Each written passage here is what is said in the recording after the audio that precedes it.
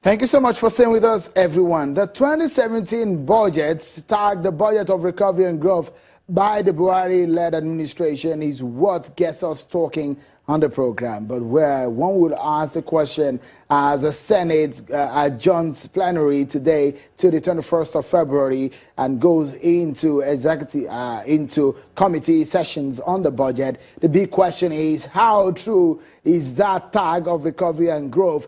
Can Nigeria work out of recession this year? Is the budget really living up to expectation? What about the performance of the 2016 budget? We look into that matter. A member of the Appropriations Committee in the House of Representatives, representing Makurdi Guma in the federal constituency of Benue State, Honorable Dixon Takir, is the one talking to us on the program. Many thanks for staying with us. I was asking you because the president said that his plan is to diversify the economy, and everybody seems to agree to that fact. But again, the fact remains that 90 billion allocated to agriculture, where we think should be our mainstay right now. Does it show seriousness in any sense? Yeah, well, it does show seriousness, but we can actually do better. But then you're also talking about the financial challenges. We have issues with funds, and I think that we can start from somewhere, like I told you. Beside the 90 billion to agri, like I said earlier, government has policies that are geared towards encouraging farmers borrowing from the banks at single digits. And so I believe that those are funds that we plow into the agricultural sector and have a multiplier effect on the economy. So it's not just about, if you're looking at 90 billion as allocation, there are other funds that are domiciled with financial institutions that are meant for agri.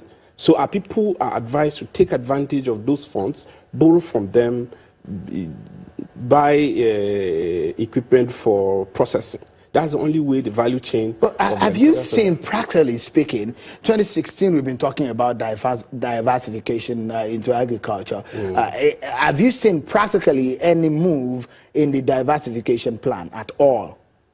Yeah, I have. If you go to my state of Benue, which is an agricultural state, you will see that yields this year is very, very high. Like I said earlier, if you want to diversify the economy of this country, the most critical sector that will yield profit immediately is agri.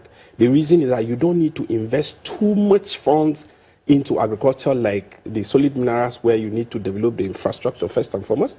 And it takes time to develop infrastructure in the solid minerals that we create capacity for this country. But in the agricultural sector, all you need to do, encourage those who are going into farming, give them credits at very low interest rates so that they can acquire the necessary inputs. Well, the Minister for Agriculture has said that they are talking to state government. Yeah. They're going to get farmlands. They're going to create ranches and what have you. Have you seen that kind of thing happening? Yeah. Has it materialized almost a year down the line when they've been planning all this? Not yet, thank you. That's where I have concerns with. I remember that in 2016, when we were going through the sectoral debates in the House, the Minister of Agriculture was actually invited to give the National Assembly, the House of Reps, an overview of his ministry vis-a-vis the government's vision for agriculture and diversification of the economy. And one of the questions I asked him was, what are you doing about herdsmen ravaging our communities with cattle and hindering farmers' access to their farmlands? And the answer was that government has allocated some money for the agri ministry to import grass from Brazil for the purpose of creating ranches. And about 5 state governors donated land to him, donated over 20,000 hectares of land for him for the purpose of creating ranches. And he said those ranches are going to incorporate schools and hospitals and all that, so that those herdsmen will be domiciled in areas, and then security will be also provided for their cattle. Because it's because they roam around that you have issues of cattle rustling. But the issue of herdsmen attacks and all of that has ravaged more communities than last year, the last time I agree with you. I checked. Yes, I did that, and then I went to the 2017 budget, and I didn't see anywhere where there has been an allocation for either the grass from Brazil or the ranches that the ministers spoke about the last time. So I raised the issue on the floor today, and I told the House that we need to invite the Minister of Agri to come and clarify this issue, to come and talk to us about what the plans government have. Let me tell you, the biggest killer in this country today is not Boko Haram. Boko Haram, to some extent, has been contained. What is ravaging this country are herdsmen, and they are everywhere. They are not domiciled in 1 or 2 states like Boko Haram.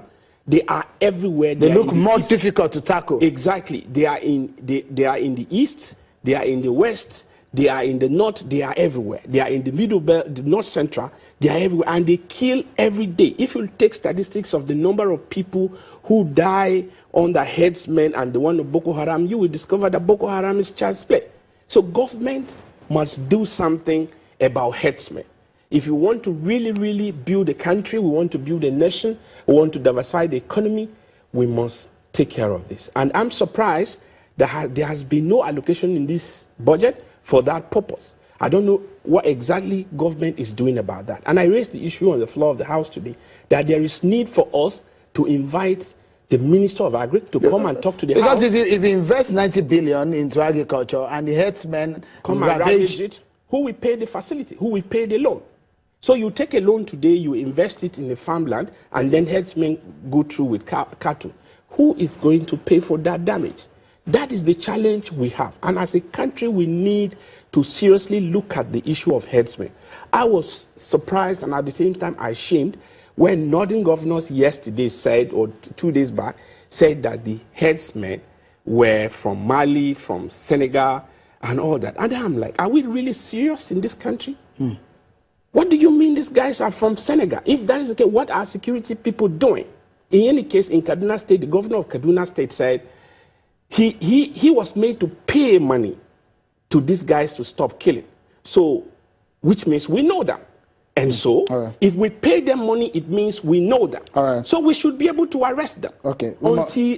Until we are, I'm coming to that. Until somebody is prosecuted for this kind of crime, there's no way it's going to stop. We must go now because of our time. Fortunately, the Sultan of Sokoto made a very good comment, comforting comment yesterday at the same forum, and he said that until people are arrested for the crimes they commit and are prosecuted, this will not stop.